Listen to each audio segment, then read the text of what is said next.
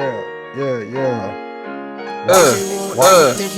be the one to take the risk to go and get them bands. I'll be the one to never sit and never make the plan. Knowing my mother getting older, I don't got no time. Gotta keep a couple for the road, the rest get left behind. Yeah. To the hundreds take the legions I stand. I'm going forward with a fucking white sand. I give it all to this fucking mic stand. If it's been done before, then I know I can. Hey, I'm on the rise, I'm trying to keep a level head. She want my time, she giving me to get head. Yeah. Was you reading the lyrics like that was you? Nah, it's about time. We know it. It's about time. It's about time. It's about time. It's about time. It's about time. Okay. Yo, what's the deal, y'all? Hope all is well. Welcome back to another episode. I'm Duke. I'm Omar. I'm Jalan, and this is another episode of the #1 podcast in all of Los Angeles. Nice and neat. What's going on, fellas? What's the dilly, bro? Man, we got a good episode today. I'm looking forward to this topic. And just jump straight into it, we're going to be talking about just effective communication in your relationships today. And what that looks like. When I think about effective communication, I think about a couple of things. Most importantly, I think about comprehension, right? And I think that's good. The most difficult thing about communication is where you come to that little frustration patch because someone's not understanding what you're trying to communicate or convey. So you kind of shut down because they're not comprehending what you're trying to say. Mm-hmm. And in a relationship, I think that your partner's comprehension is your responsibility. Mm-hmm. I do believe that. And this is a conversation that me and Brittany have had, and just talking about comprehension is just like, you could have general conversations with people and you could say like, yo, your comprehension isn't my responsibility. I communicated that. But when it comes to your partner and you guys want to achieve success and you guys want to grow together and you guys want to be on the same page, I do believe it is your responsibility, or whoever is communicating's responsibility, to communicate and convey the message until your partner comprehends it. Mm-hmm. So that's just my little monologue to open up this episode today. Okay. How y'all feel about effective communication? Oh, I know this is big for you. This is big. I know you wanted to really dive in and sink your teeth into this one, man. How you feel about it, bro? Yeah, I mean, I've had so many different occasions and different experiences with my relationship with Candace where, we've had to really work on our communication. So I'm glad that we all decided and agreed to bring this topic to the forefront. And just piggybacking off of what you're saying, it's important to understand that within communication, there's two sides of it. There's the speaking part, and then there's the listening part. And if you can't just do one without the other, although you can only do one at a time, right? Mm-hmm. But sometimes when someone communicates and speaks to you, sometimes your ego could get bruised in the midst of that, and you could shut off the listening. So basically exactly what you're saying, you know what I mean? So it's important to understand that to have effective communication, you have to leave your ego out of it. Because if your ego stays attached within the communication, there will be moments within that where you will just stop listening altogether. I've learned that, and I can speak to that from firsthand experience. But I will say that if you do desire to have a great relationship, one that continues to blossom and flourish, right? Communication has to be clear at all times. And we can't get into the mindset that because I'm with my partner for 5 years, 2 years, 4 years, that we just assume that they know what we're thinking. Yep. We can't do that. And it's crazy because you would think that man, as time is going on, we should be getting closer together. We should be more aligned and more on the same page, which is true. And I would say probably 75% of the time that is the case, right? But there is that other 25% where there is a disconnection, and for some reason, your partner doesn't understand. So you have to effectively communicate what it is that you're trying to get across. And sometimes that takes a little work on your behalf by breaking it down in particular ways, making things, simplifying things, or just articulating it in a different way so your partner could receive that, right? I could tell you one thing and tell it to you one way, but that may not be the way you learn, right? We all learn differently, you know what I mean? And we shouldn't be faulted because my way of learning is different than yours. Yeah. And so I think it's important to have that effective line of communication always open and constantly evergreen within the relationship. And I think with that, you'll find success within it all the time. And any type of situation that you have, whether it be big or small, you're always able to get through it. And I think that's important within a relationship, because there's going to be bumps, bruises, boundaries that we all come across and encounter within our relationship. I think the key is how fast can we get through, past, over, and around them. You know what I mean? So Okay. Okay. Strong. Hey, that boy was ready. That was strong. Ooh, he said through, over, what? And around. Left, right, BB, Yeah. X, X. Cause I'm gonna come back and ask you about boundaries. But I like that. yeah. So what? I guess can you point to one thing in your life that had the most influence on your communication or your ability to communicate? Can I pinpoint now off the top of my head? Not really. What about this? What about your ability to listen? Can I pinpoint when Maybe not pinpoint, but can you think about something that required you to listen and naturally enhance those skills without even thinking about it? Well, I would say that I learned to listen. I acquired the skill of listening through sports, right? Sports teach anyone who's engaged with sports know that sports do teach you a lot about life. And when you're trying to earn respect from others or gain notoriety in a particular field of what you're doing, sometimes it's important to effectively listen so people don't have to repeat themselves. A lot of times people that teach you things or teach people things, they really love when they don't have to repeat it and say it. So if I'm teaching something and I said it one time and then you ask me a question, but then you repeat it to me and it let me know that you understood it, I'm probably going to lean more towards you because I'm like, this guy gets it. This guy gets it. And it's nothing against you, right? But you just get it. Yeah. So I'm more than likely to give Duke the opportunity first before I give it to you. I observed that and watched that through sports. That taught me a lot about how to approach things within my regular life and within my relationship. So to me, it's always been important to listen, but that's not to say that I'm always the greatest at doing it. You know what I mean? But I do know the importance of it, right? But I would be lying to both of y'all, to all of our viewers and listeners, if I said I had it down packed every time, because there are things that come up there. I'm like, that shit really bothered me. Bothered my ego. Sorry, it didn't bother that shit really bothered my ego. You know what I mean? And now I don't want to fucking listen. Now I'm thinking about my goddamn rebuttal. Yeah. Now I don't even care about that shit because I'm trying to prove a point of why I don't agree with that. And lost sight of the whole reason why we even decided to have the conversation. That's just not right. So I would say that I acquired that skill from sports early on, but it's an ongoing learning process. Yeah. You know what I mean? Yeah. I think communication for me, as well as like you, I've learned it from sports. Growing up, you kind of adapt those traits because you have so many teammates. Yeah. You got so many different personalities, so many different, especially when we get to college, so many different accents. Everyone says things differently, so it's really important to listen. And then as far as the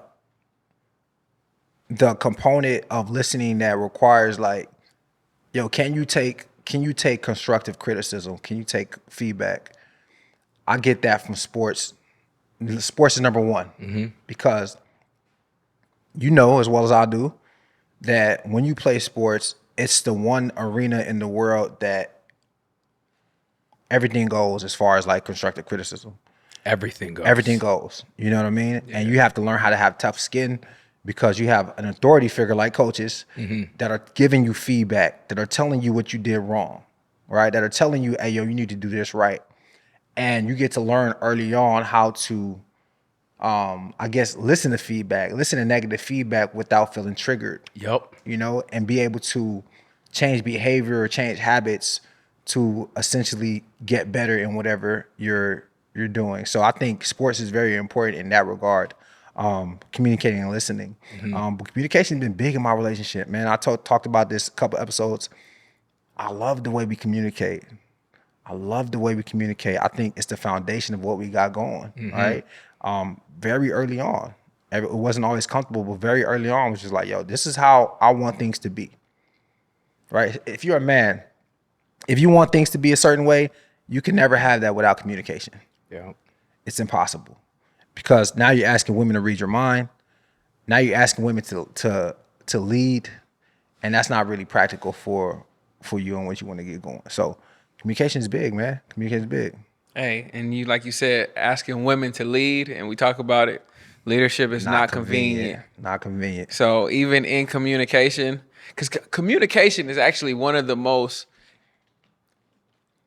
frustrating things that you can do, because it shows up in so many different ways. Your partner communicates with you in so many different ways, whether it's verbally, with her body language. Yeah, nonverbal is a huge component of communication. I'll tell you right now, nonverbal communication for me gives me like probably the biggest level of anxiety. I knew it. It gives me the biggest level of anxiety because your partner will, the poor communication skills in your partner will tell you like, yo, I'm communicating that I have an attitude through my body language. But the anxiety comes from, I don't know what the attitude is. Yep. You're not telling me. I feel the block, but I don't know what's going on. Now two people are having lack of communication. Yes. Now you both lacking communication, because it's like, I don't have a problem, but I don't know how to approach you. So I can't treat you the same way I would treat you if everything was all good. So I would love to come up and hold you right now, but I'm afraid of rejection. You know, I'm afraid of, if I come up and hold you and you turn around and push me away, I don't know how far that's going to really push me away, you know? So it's like, okay, well, let me just give her a space. But like for you, it's like, he giving me a space. He don't even care. So now you guys are having this entire silent battle of communication without saying anything. And that is so dangerous. That lack of communication is so dangerous. It's dangerous because, I tell you, when you don't communicate, the devil narrates. That happens because, hey, One more time. hey, when you don't communicate, the devil narrates. So now, oh yeah, he doesn't care about me. He's not trying to ask me what's wrong. He doesn't care. And you're like, man, I'm afraid to ask her what's wrong because she's pushing me away. And all of these narrations are coming in your head, and neither one of you guys have spoke to each other. All y'all got to do is sit down and talk to each other. It sounds easy, but it's hard. It's hard, you know, because you guys are both operating in that space of fear. You guys, I'm sure y'all both have had those moments of just like silent communication. Y'all walking by each other in the house. Nobody saying nothing, you know. She slam a cupboard, and you want to be like, hey, come on, dog. Come on now. Hey, come on. But now if you say something, it's going to make it bigger. Yep. So you're like, let me not say nothing. So like all of these things are aspects of communication. These are communicating. She's communicating. Yeah. You're communicating. Y'all both want attention. Yeah. But y'all don't know how to say it. Yeah. Man, and it's so much. One thing that I think, like Duke, you said, your relationship is on communication. Man, I try to explain the importance of vulnerability between us, because it's like, yo, I want some attention. Say it. Yep. Say it. Like, it's uncomfortable to say because it's so vulnerable. It's so naked. Yeah, it's not easy. No. It's not easy at all. It's not. So I want to know from you guys, right? We understand that. I think communication, for me, I believe that it's a journey. But when in your relationship did you guys say like, hey, yo, fun is cool, but like communication actually is going to have to be the foundation of all of these things? Like, was there a point that happened, or did you go into it just knowing that? No, I think over time we realized we needed to hone in on that level to really take our relationship to the next level. I think early on, when you're in that honeymoon phase, y'all not really thinking about how effective your communication is. Also, not too much shit has happened. When you're in the honeymoon phase, everything is all sweet. You know what I mean? Going back to our last episode about the lust languages, everything is in harmony right now. It's everything is blissful. But when that phase and you're starting to face with real adversity, whether it be her personally, you personally, or things that you guys are going through together, that's when it's got to really change. And for me, that's when a shift started to happen. But it's, again, like, it's still going on today. You know what I mean? Just like Duke says, he loves the communication, right? But I'm pretty sure he would also say that's something they still working on today, right? He don't love how great it is just because they're not putting work into it. You know what I mean? They actively working on being effective communicators amongst one another. So yeah, I mean, early on, I would say as soon as the honeymoon phase, and we started to face some real shit within our relationship, that's when that's when we both realized, like, yo, we got to start talking. Facts. And I can't sit here and assume whatever the hell is going on in your mind and vice versa, because that shit got us nowhere. And we're not trying to go nowhere. We have a goal for our relationship, and it's to go up and to always trend upward. You know what I mean? And anything that's keeping us here and stagnant is too low vibrational for us. And that's not gonna, that ain't gonna be a secret for success. The secret for success is constantly being effective with your communication, so we're always on the same page, so we could constantly keep growing in the same direction. Yeah. So that's when I think for me, we always kind of know that we want to communicate. It's just that we kind of shy away from it because it's uncomfortable. Of course. Right. So until we're in a situation where it's a must-have, that's when we kind of lean into it and say, all right, I think it's time. But until we get to that point, that conflict, that hurdle, that obstacle, we're going to stay away from it. Even though we know we should be communicating, right? It takes maturity. It takes time. But we know that we got to communicate, because how do we get what we want if we never speak up about it? How do we get better as a unit if we never talk to each other about it? We understand, but it only comes from those moments where it's just like, all right, our back's against the wall. We need something to change. Let's do it, right? We know that leadership isn't convenient. Communication isn't either. But great leaders have great communication. Great communication, right? Great leaders are great listeners. Okay. I just read a book that said that. Right. So so the urgency for communication has to rise, right? In moments of conflict, in tough moments, really tough moments, because it's easy to communicate. It's easy to tell you that I think you're attractive when it's comfortable. There's no bullets flying. It's easy to play in the game when you're up 30 points. That's easy, right? But how do you maintain that level of motivation when you're down 20? In the third quarter, how do you do that? That's hard. So that's learning how to communicate is, taking that urgency, right? You have to have that level of urgency in order to get to that point where it's just like, all right, this is it. You know what I'm saying? And that happens from experience. That happens from me. I think one thing that I could reference early on is when me and Chanel first started talking the first time, and we were dating. She liked me. Our chemistry was great, but we got to a point where it was, what are we doing? Like a what are we doing point, you know what I mean? And that case, she was like, hey, yo, like, so what are we? What are we doing? And it was a first opportunity for us to really get on the same page and talk about where we're at in our life, and not just say, we good, right? So we really got... That's good. Like, what are we? Oh, man, we straight. We straight. We doing us, right?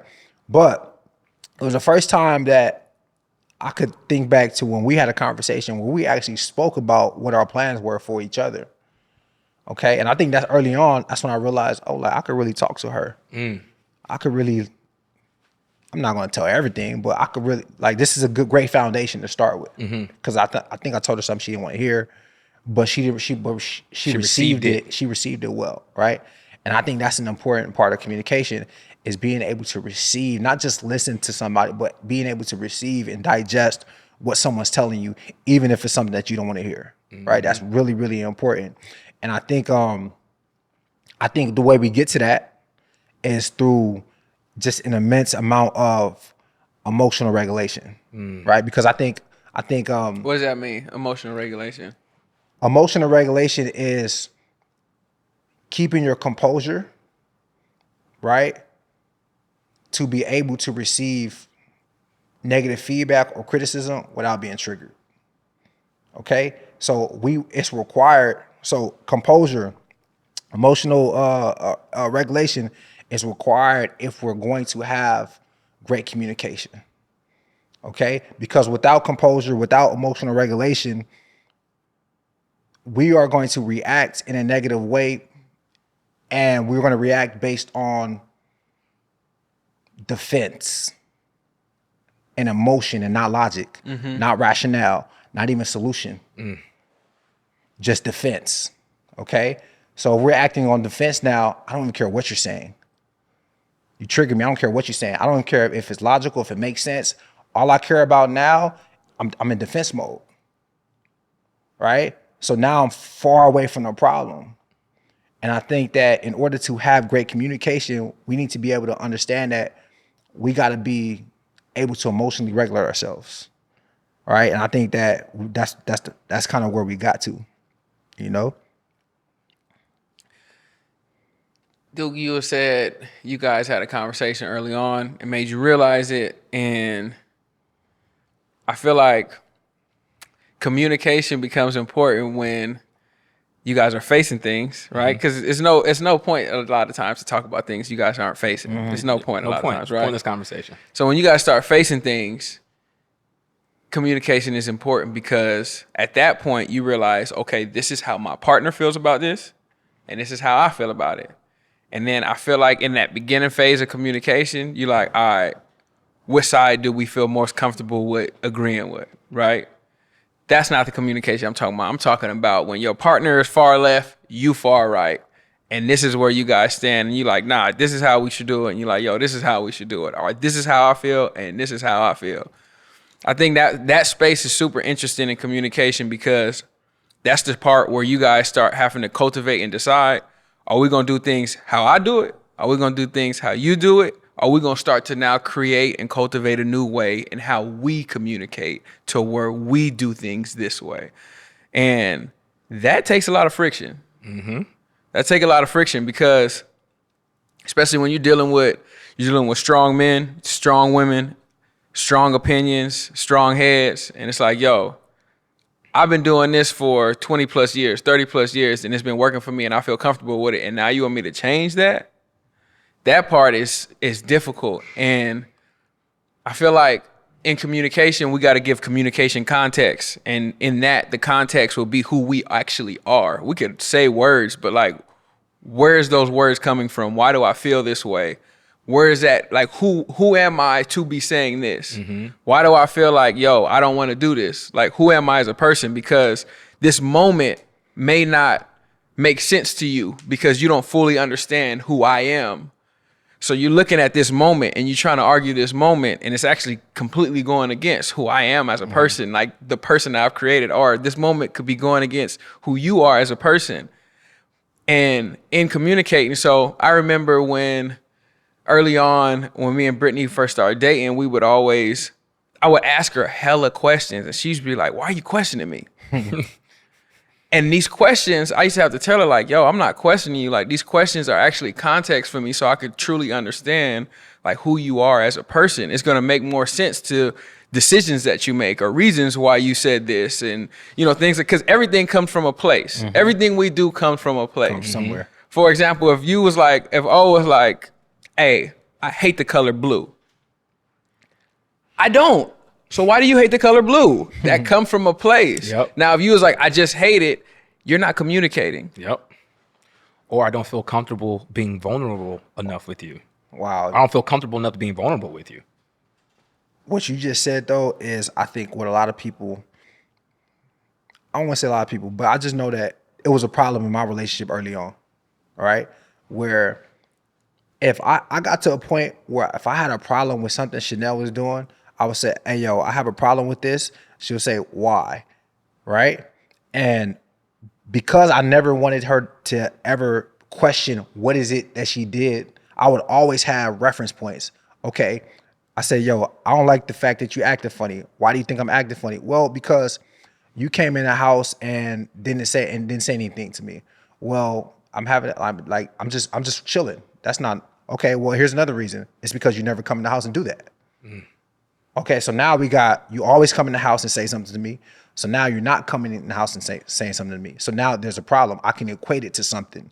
It's never just, I don't like how you acting. Why? I don't know. It's just a feeling. Nah, that's not, that doesn't swing with me. It can't. Pinpoint behavior of why. You pinpoint behavior. Correct. So like, I'm going to give you something that I have a problem with, and then I'm going to give you an example of why I have a problem with it. So you clearly understand where it's coming from. So then you're able to reflect on your behavior and change it, but then understand, okay, this is the context we're working with, right? Don't tell me I'm acting funny and then I'm going to say, wow. So something happened before too. She'll tell me I'm acting funny and I'll know what she's referencing. So I'll say, why? And So she could explain it. she needs to explain it to me. I'll say, I will know what she's talking about, and I'll say, why? And she's like, you're just acting funny. Well, if you can't tell me, then we can't have a conversation about it. I can't fix it. I need to know why. I'll know though. And I'll be like, yo, because she needs to practice being able to communicate specifically what she's talking about, because she doesn't tell me specifically what she's talking about, then we can't fix it. Right? So I think that part of communication is important. So when you say everything comes from somewhere, that's the shit I be looking at. I don't let that stuff fly. But I feel like if we get in the habit of making sure that it's always clear and figuring out what the reference point is and what is the actual thing that's making us feel like this, and being able to communicate that without, because what happens is sometimes you don't want to communicate it because it's so small, it sounds stupid when you actually articulate it. Yep. Right? It's like, you acting funny. Why am I acting funny? Well, because you came in the house and you left the light on. Something stupid like that, right? And that's not an actual example, but something small like that sounds crazy coming out someone's mouth. But that's exactly what I want to hear. Because now there's no confusion. Now I can't act stupid and be like, all right, well, I don't know what you're talking about. So I think that type of communication is really important. And even if it sounds stupid, you should still say it, right? Because if you don't, eventually, if you don't get it out and if you don't communicate what the issue is, regardless of how it sounds, it just goes into this drawer, this emotional drawer that you have. And eventually it's going to come out, but it's going to come out with everything, right? So then you end up over communicating like a multitude of problems or multitude of issues that have been bothering you, and now you're really not getting nowhere. So it's important that even if it does sound stupid in the moment, if it is bothering you, to effectively communicate that shit, because that's the only way y'all gonna get over it. Again, like, I learned this one time in this class that I had to take in college about like this emotional drawer that we have, and it's just like clothes that you stick it in that drawer that you have at the bottom of your house, and every time you open it, it just seems to get more stuff. And more shit just starts to pop out, and it gets harder and harder to close it each time. And that's what's going to happen with the communication between the two of you guys. It's going to get harder and harder to actually get to the bottom of the solution if you're not being truthful and honest about whatever it is, regardless of how it sounds. Look, you said it could be something that would be so small, right? Valid. It could be something that could be so stupid, right? Valid. And I've learned it could also be something that's so deep that you're not even fully aware of when somebody asks you the question. And when they ask you the question, it triggers that space that you thought you tucked away. Here come your ego. So it's like, just because. Yep. You know, it's like, yo, hold on. And that's where I learned in communicating with people. I put myself in their shoes with my personality and how I feel and everything, right? And it's like, would that make me feel that way? And I'm like, no, that question wouldn't have made me feel that way. So But with that's that not being fair, said, though. no, listen. Okay. So with that being said, it came from a place. So now it's like, okay, well, why do you feel like that? Like, how you feel about clams? Ugh, I hate clams. Cool. I don't feel that way. Why do you hate clams? I just hate them. No, why do you hate them? You could have had an aunt that forced you to eat clams one time when you're a kid, and you was like, I'll never test these again. That's what I like to get to. Yeah. I like to get to that stuff because it gives me a better understanding of who you are as a person. I can't communicate without knowing who you are. That's very difficult for me because I have to have empathy and compassion for the person and not just for the words that's coming at me. So if somebody be like, just listen to me, listen to what I'm saying, I hate clams. I need to know where that's coming from if we gonna do this. One thing that's comfortable for me though in knowing is like, if you my partner, I plan on being with you forever. So I don't have to figure out in that moment. Forever is a long time. So we got a long time to figure these things out and things like that. But I just want to bring awareness to you that this is something that triggered you. And then we're talking about clams. We're talking about clams. But we're not talking about clams. We're talking about your aunt that forced you to eat these clams when you were a child. You didn't feel safe. You know, all kind of things. Your parents weren't around. It was a time where your parents went on vacation, and now it's like, yo, I used to hate when my parents went on vacation because I had to stay with this aunt. Now we could talk.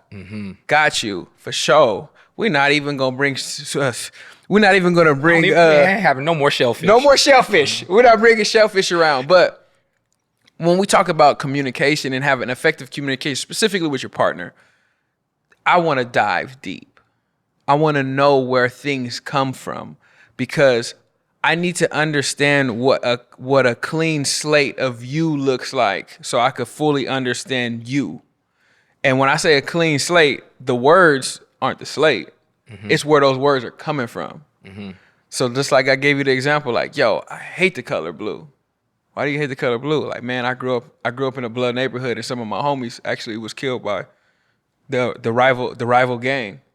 And anytime somebody with blue came around, we had to run away from these dudes.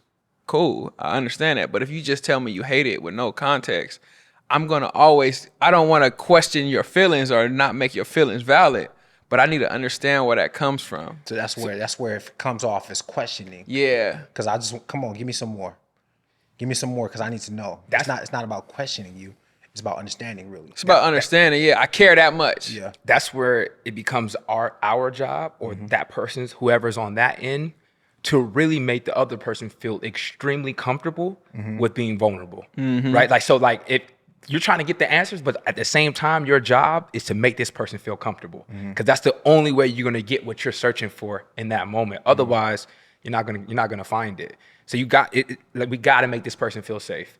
Got to make this person feel like, yo, it's whatever information I'm withholding from him or her. Like, when I give it to them, they're gonna treat that like delicately. You know what I mean? Sacredly, and really, you know what I mean? Like, really take care of that and not mistreat it. You guys ready for a story? Come on. Okay. All right.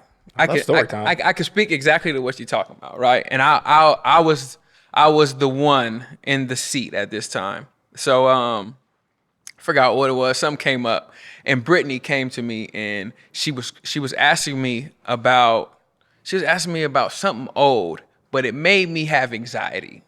It made me nervous, and she looked at me and she grabbed my hand, and she could see I'm breathing heavily, I'm nervous, I'm afraid to answer the question, you know, like all these things. And she's like, babe, it was just a question. And then she was like, why do you feel like this? And she made me feel safe. And then in her making me feel safe, because this space was so deep for me, I wasn't even aware. In her making me feel safe, I started searching, like, why am I feeling like this? And then when she asked me the question, it made me think about like my childhood. When I was a kid, bro, if my parents asked me a question and it wasn't the answer they wanted, it was the result they wanted to give anyway. So my parents, I remember we had this table set, and it was like leather chairs. I feel like everybody who grew up in LA had them. Like, it was just leather cushions, right? And there was a rip in the cushion. It was faux leather. So if you sit down hard enough, It's gonna rip. It'll rip, right? My dad come home one day, he said there's a rip in the leather. None of us actually ripped it. And my dad was like, who ripped the leather? We're like, we don't know. He's like, who ripped the leather? It was like, nobody did it. And he was like, all right, well, y'all go in the room and y'all find out who ripped the leather, or else y'all all gonna get whoopings. So for me, my siblings was like, hey, yo, just tell him you did it. I'm the youngest. So just tell him you did it, because he gonna whoop all of us. So you just take the whooping, he ain't gonna whoop you as hard, right? So I took the whooping, right? And from that day, I was like, okay, the truth doesn't matter in my house. It doesn't matter. People are going to believe what they're going to believe.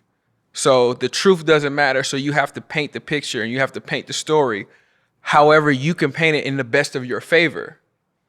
So fast forward, Brittany's asking me these questions. I'm hyperventilating because, like, I could tell her the truth, But like, I'm like, it don't matter. It don't matter. What story do I need to tell her right now? And in understanding like where that came from, I was like, all we do is communicate from how we grew up, bro. Like the only way to get out of the way that you communicate is to actually put in the work. And it's hard to put in the work if you have all these like fly by night relationships with people. You're not putting in no work at all. So I feel like that's why people really, really want to run from relationships, because you got to see you. You got to look in the mirror at you and be like, okay, why I don't like that? Or why do I do this? So when I had that moment, like it really, really took me somewhere like, wow, okay. By her grabbing your hand, did that give you the comfort you were searching for in that moment? I knew that in that moment. She grabbed my hand and she looked at me. She said, babe, it's just a question. I was like, it really was just a question. Because for me, when my parents asked me questions like that, it was a conviction. Yep. It wasn't a question. It don't matter what I say here. You already decided. We getting whoopings. Yep. It's just Somebody. what it is. Somebody getting a whooping. Yep. So we need to just find out who that person is. That's what our choices are. And you know, that was a big breakthrough in our communication. That was a big breakthrough in our communication, you know, and then also for me to just understand, like, giving somebody everything rather than just giving them what you want to give them isn't fair either. So it's like, yo, you got to give them everything. It's not fair for you to just give them what you want to give them, because now they kind of like left in the dark with certain information. But it's all a work in progress. It's all a work in progress. You know, I want to tell a story. Too. And it's more so on the other side of having effective communication. The other night, Candace and I were out and we were talking about our plan and our vision, our goals. And in that, discussing that amongst ourselves, you know, we're both having to be vulnerable about certain things that we have to do or give up in order for us to achieve this goal, right? Or these goals. And this conversation went on for about like an hour and a half. We were out eating and stuff like that. I think I told you she wanted to take me to dinner. And, we came home. And she walked in the house and she goes, damn, I feel like we just had sex. And I was like, damn, that type of feeling occurs when you guys are being extremely open, extremely effective with the communication, right? I find it hard to believe that she's never told me this ever in my life. I've never heard her say off of a conversation, damn, Equate that to sex. I've never heard that before. I've never heard any woman tell me that. Like, damn, that conversation right there, I felt like I was being penetrated. Not my vagina, my mind. Like I was penetrating her mind or we were penetrating each other's minds.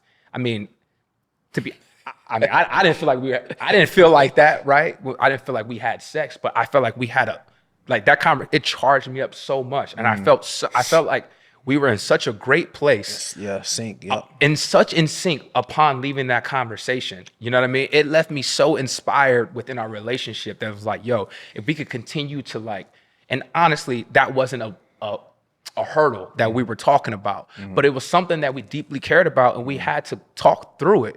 And the emotion that came after us effectively doing that was miraculous. You know what I mean? For her to equate a conversation to sexual intercourse, I felt like was a huge moment within our relationship.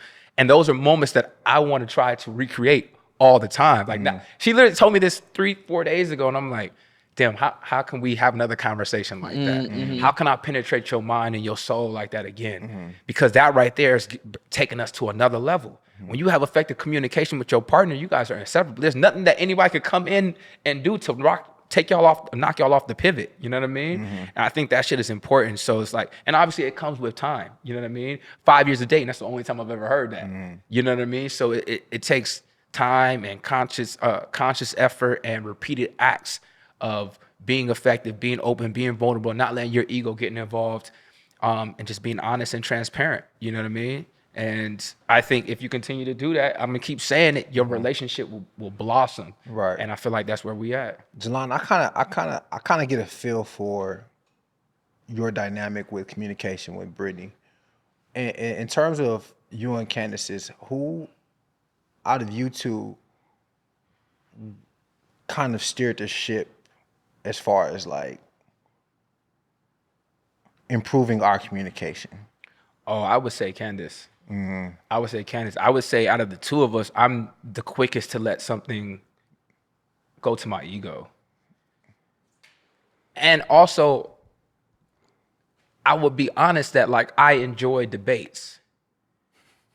I enjoy them. I enjoy having debates. You know what I mean? And sometimes debate can be misconceived as a argument for her. And once we enter that, you know, it's now like, okay, let's actually get our points across. But again, I'm always quick to let my ego get involved. So she's constantly having to calm me down, bring me back to earth, and be like, hey, yo, let's be good fiancés about this. You know what I mean? And be more effective with this communication so we could get through this issue that we're dealing with. Yeah. But yeah, I would say Candace for sure. She's you know, we all have our strengths and our weaknesses. You know what I mean? And she's definitely always helping me get out of my weakest moments. Yeah. You know what I mean? In those situations. You guys think, generally speaking, do you guys think that women are better communicators than men? No, I wouldn't say that. No, I wouldn't. You know, communication is so layered. I wouldn't say women are better communicators than men, but I wouldn't say men are better communicators than women either. That's a tough question. It's a loaded question. It's loaded. It's a very, very loaded question. Because I've even learned that emotional maturity is different in certain aspects. Like there's no just blanket, no, I'm more emotionally mature, because you can feel that way and you can lead for the majority of times when it comes to emotional maturity, but it's going to be certain aspects to where your partner could insert herself and you'll see like, yo, she actually kind of got me on that one. You know, so I couldn't say yes or no on it. You know, it's because it's certain things that I thought that I was head and shoulders better at. Yeah. That I was like, okay, I dropped the ball on that one. Actually, not just the situation. I dropped the ball on that altogether. Like, oh, okay, wow, I could do a better job on that. You know, I think, you know, when we're talking about communication, understanding what your partner is saying, but also understand what they're feeling while they're saying it, is how you are going to be able to better maneuver around in the conversation. Your partner could say one thing to you, but the feeling that's triggering what they're saying could actually be something totally different than what you're hearing. So being able to listen to their words, but also listen to their heart and knowing where they're coming from too. Because, you know, as men, we're natural problem solvers. That's just what it is. So we're listening and we're listening, right? So you're like, yo, it's not like I'm not listening, but I'm listening for the problem. And then when I hear I'm listening for the problem, I'm hearing me as the problem, but it's you expressing just how you feel. So it's kind of, it's the communication kind of gets a little bit crossed because we're trying to communicate how you feel and what reality is. And that is a tough space, I know, for us as men to fully navigate, because it's a certain level of feelings that women can tap into when it comes to their emotions that we just don't have access to. So a lot of times just like sitting back and just like listening, you know, I got in trouble for that too. Just like, yo, I just told you this and you didn't say nothing. It's like, yo, I'm just trying to figure out where to, I don't want to insert myself on your feelings. That's a whole thing for me. Like, I don't want to insert myself on your feelings. Now, if we problem solve and we get through that, oh yeah, let's do that. For sure. You know, let's talk through it. Let's communicate through it. You know, if you just want to talk and then you just want to hold, like, let's do that. But communicating to a point well enough to you even know what you need to do, you know, requires such a level of patience. I think the biggest thing that I've learned in communication is patience. And in communication, we always try to listen for what we're trying to understand. But if you have patience, you might not be listening to understand. You might not understand. You might just need to just sit there and just be patient with whatever she's going through, whatever's happening, you know, and like that right there that's the dance right there. I step on her toes every now and again, but we still moving. We didn't fall. Yeah. You know, so that is the interesting space in communication. I think just that patience and that grace we spoke about earlier, you know, and then also women understanding that you lead in certain aspects too, especially when it comes to that emotional space. So I don't know if this has happened to y'all, but this happened to me the other day. And just talking about being effective with communication. You know, when it's time to apologize, I don't know what it is, and maybe this is just me. Maybe y'all could speak to this. But when it's time to apologize, for some reason, it's okay for it. Like, it's so easy for me just to say sorry, right? But when I have to explain why I am sorry, for some reason, it takes a little bit more for me to do that. And we had a situation the other night where it was so small. It wasn't nothing serious at all. But I was like, man, I should really apologize for this. And I'm in the bathroom, I'm brushing my teeth, and I'm going back and forth. O was talking to his ego. O was saying, bro, just go in there and just apologize for what it was, for not effectively communicating that for you not expecting her to read your mind. That's all you have to go in there and tell her. And my ego is saying, oh, bro, just say sorry or just go to sleep. It's not even that big. When you wake up in the morning, it'd be straight. And I was able to get past my ego in that moment, go in there and say, hey, babe, you know what? I'm sorry for expecting you to know what is on my mind. I apologize because I know that's not going to get us anywhere. And it would be much better if I just came out and said what I was thinking. And instantly she was just like, yo, thank you. First of all, thank you so much. I'm so happy that we're able to talk through any situation that we have. And I don't know what it was in that moment that I actually realized, yo, it's really hard for me to apologize and explain why I'm apologizing. I don't know if you guys have ever had that situation before, but I realized the second that I explained why I was apologizing, it seemed like I was just set free. And I don't believe I would have had that freedom, that sense of freedom, had I just said I'm sorry. And I think like you got to be effective even when you're apologizing when shit is wrong and you're in the wrong. You know, it's not just good enough just to ask for forgiveness or just say sorry. Explain so she fully understands that you are aware of what you did wrong. You acknowledge that I got you. You are able to acknowledge what's going on in the moment and then get past it. But when you just say, hey, I'm sorry, it doesn't really do anything for the person on the other end. It just kind of says, oh, this person was just ready to get over that conversation and move on. But we haven't fixed the situation or fixed the problem that made us cause friction within our relationship. That's actually really condescending when someone says, I'm sorry, and you just know that you're just saying sorry to shut me up. That's crazy. That's whack. And what that does to me, bro, it just makes it worse for me. Yeah. Because now I feel like you're not being genuine. Yeah. You know, and I also feel like it's like sarcastic. You know what I mean? So, you know, but it's crazy because you could not be coming from that place. You could be genuinely sorry. Yeah. Right? Yeah. But unless you articulate why, then it doesn't come off as genuine. Tone of voice matters too, though. Yep. But even if you have the right tone, if you just say, hey, babe, I'm sorry. After a while, it's like, okay, but what are you sorry about? You could only say I'm sorry with the genuine voice, or with the right pitch for so long. Anybody's gonna get fed up with that shit. It's just like, my bad, I'm late. My bad, I'm late. It's cool. Third time, it's like, bruh. Yeah.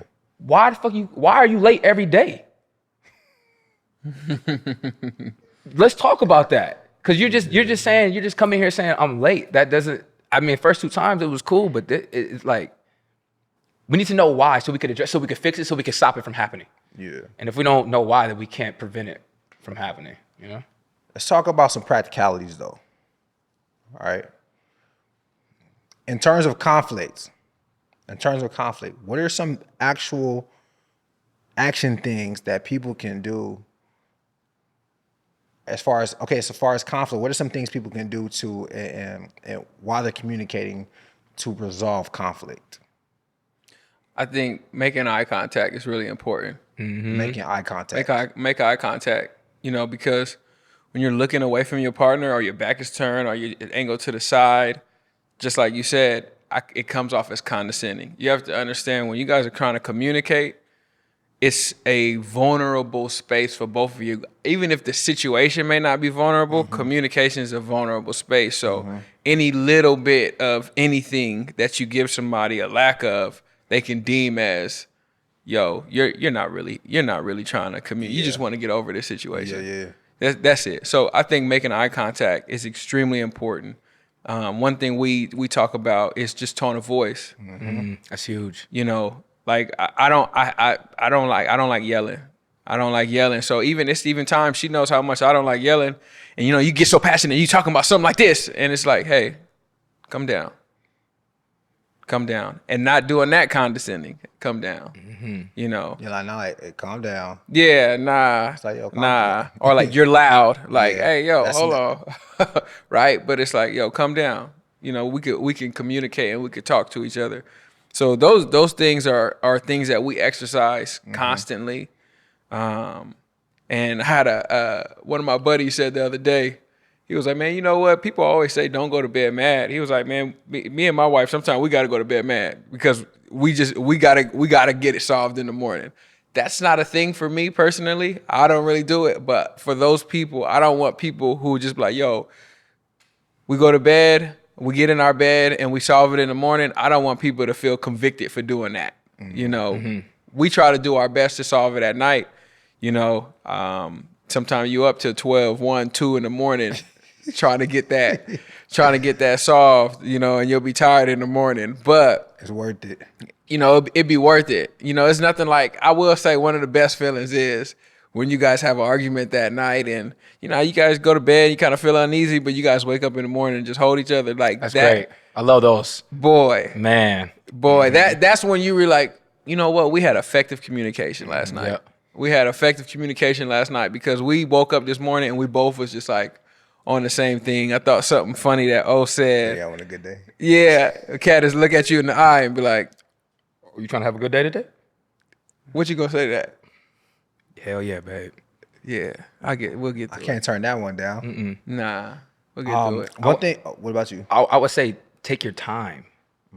Take your time. Sometimes take your time and respond when you're ready. Okay. Right? Take your time in terms of what I'm saying or What when I'm you're ready to talk. saying. Okay. Sometimes you could be listening, right? And you want to react to the first thing that you heard, right? So that's what I mean. But just like take your time and respond when you're ready. Sometimes in an argument or as you guys are communicating, you just feel like you got to answer right now. Yep. And that's not always the case. Yep. You could take your time, explain to your partner, I'm not ready to answer that right now, but I'm still listening and I'm still in the conversation. Yeah, I like that. Yeah. I think that part is the important part. Hey, I'm not ready to answer. I'm not ready to answer that right now, but I'm still listening and I'm still involved in the conversation. You know what I mean? But I will answer that. I will answer that later. I want to make sure I say the right thing in response to that. You know what I mean? So we don't always got to be. We talk about it a lot here about you don't always have to be so reactive all the time. Which you got to learn that comes through experience. But I would say take your time and respond when you're ready. Yeah. I think for me it would be like you said tone of voice. You said take your time.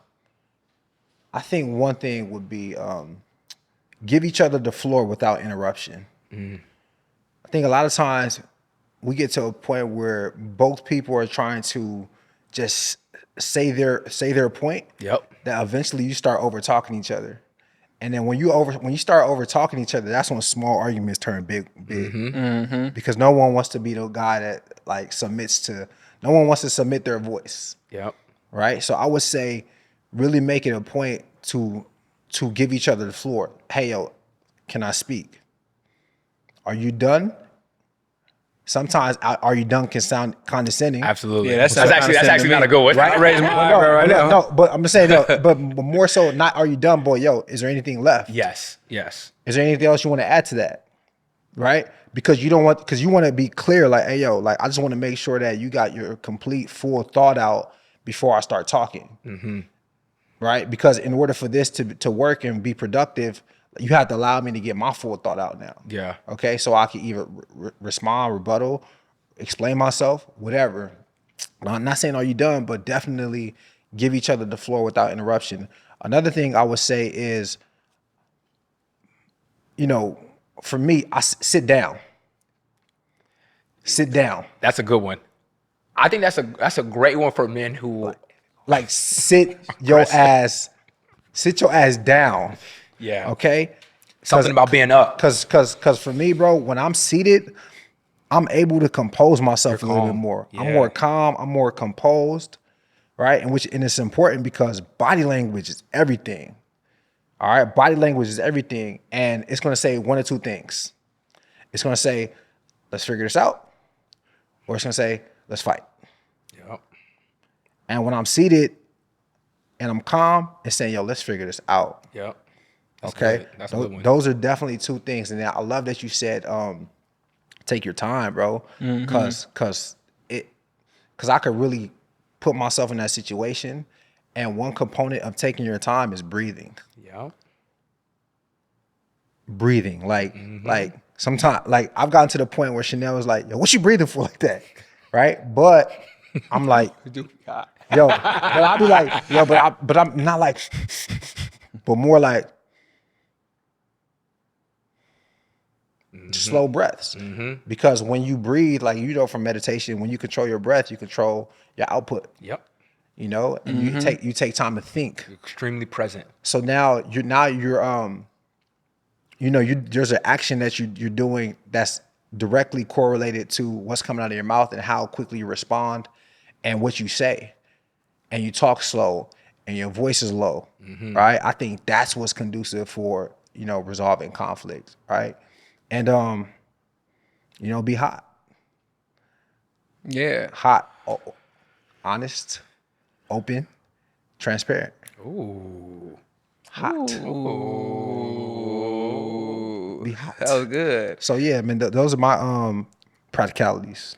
Yeah, I think in this episode about communication, you got to understand, like, I'll give it 80% of arguments or disagreements come from a simple miscommunication. Yeah. Just something was just misunderstood or lost in translation, and now you're trying to communicate that and your partner's not receiving it. So back to the beginning of what we were talking about, just comprehension. So all of those come into play, allowing your partner to have the floor when they're speaking, making sure you have the floor, taking your time when you have the floor, and then just not being condescending. That's it, because that will spark it up more, because that's also the passive aggressive language that we were talking about, just condescending, things, mumbling things while your partner's talking or saying little things. So, those little things, they don't need to happen. I feel like when you guys are having a conversation and communicating, understand that it's you guys against the problem and not you guys against each other. Yep. It's so important. It's so important. We're a team and we're trying to solve a problem. If we used basketball analogy a couple of weeks ago, if the ball go out of bounds, I'm not saying you turn the ball over. We both on defense now. We both got to get back. Check up. So we're on the same team. So we need to figure out this problem. So make sure we don't have this communication again, this miscommunication again. Fellas, anything else? Good. Okay. Family, appreciate you guys for tapping in with us. Appreciate you guys for rocking with us and watching us and listening. If you're watching this right now, go ahead and take a photo of what you're watching or screenshot the phone. Put it on your stories, tag us, tell a friend and tell a friend. Make sure you are subscribed to us on all streaming platforms. Make sure you are following us on all social platforms.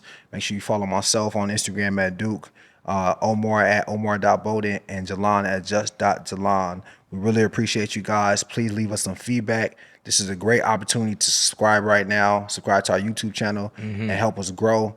And yeah, Until next time, much love, much gratitude. I'm Duke. I'm Omar. I'm Jalan, and this is another episode of Nice and Neat, and that's that on that. I'll be the one to take the risk to go and get them bands. I'll be the one to never sit and go and make a plan. Knowing my mother getting older now, don't got no time. Gotta keep a couple for the road, the rest get left behind. Yeah. To the hunters, pledge allegiance, I stand.